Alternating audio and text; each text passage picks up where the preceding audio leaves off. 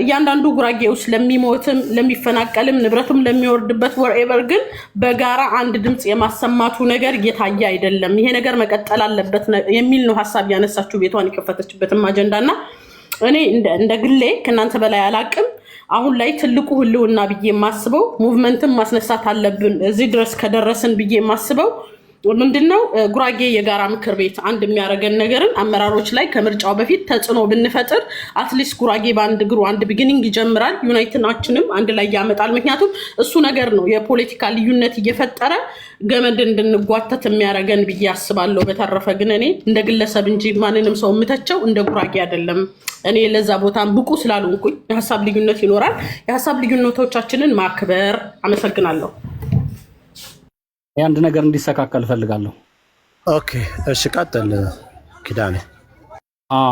መስተካከል ያለበት ብዬ የምለው ነገር ምንድነው ዛሬ ምናልባት ትንሽ ወጣ ያለ ነገር እየተናገርኩ እንደሆነ ይገባኛል። እኔም እናንተም እንደዛ ልታስቡ ትችላላችሁ። አያቱ ሲናገር በተበከለ ምግብ ምክንያት የሞቱ 7 ቤተሰቦች እነሱን ምክንያት በማድረግ ሐዘኔን ሲገልጽ የክስታኔ ልጆች በክስታኔ ሞት ታላግጣለህ ብለው አሉኝ ብሎ አስከትሎ ምን አለ? ስር የሰደደ ጥላቻ አለ በክስታኔ በኩል ብሏል። የተቃወሙት 2 ሰዎች ወይ 3 ሰዎች ሊሆኑ ይችላሉ።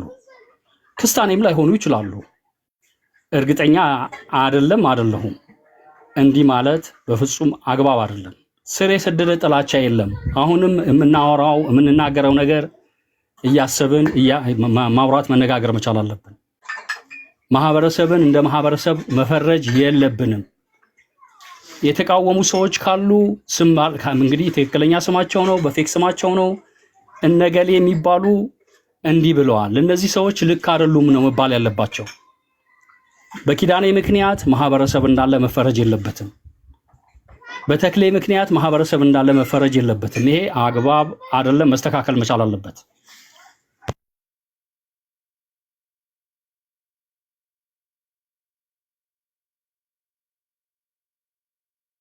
ኦኬ እሺ ጥሩ። አሁን አዳምጠናል እስካሁን። በነገራችን ላይ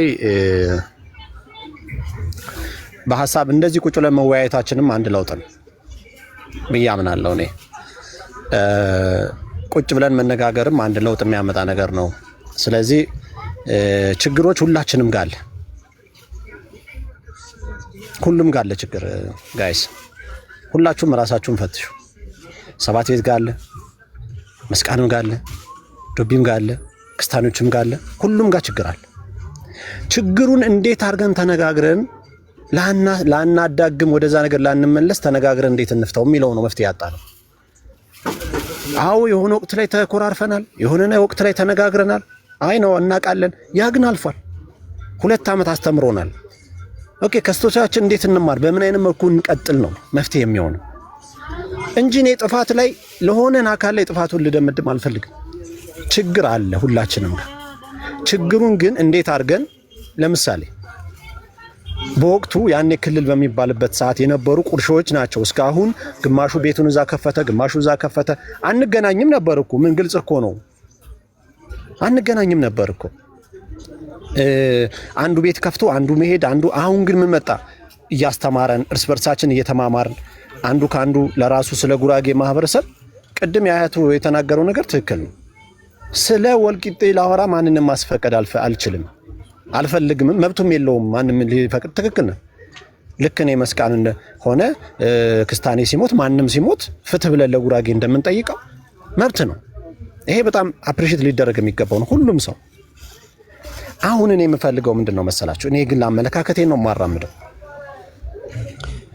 አሁን ላይ ያለውን እዛ አካባቢ ላይ ምስራቅ ጉራጌ ዞን ላይ ያለውን ችግር ተነጋግራችሁ አሁን ቁርጥ ነገር 7 ቤትም ጋር ያለውን 7 ቤት ጋርም ያለውን ከታች ምስራቅ ጉራጌ ዞንም ያለውን ነገር በግልጽ ተነጋግረን እናርመው። በቃ ምንም ነገር ሳንወሻሽ ሳንደባበቅ ምንድነው የሸፋፍነ ነው ሁሉም ጋር ያለውን ችግር የነበረውን ማለቴ ነው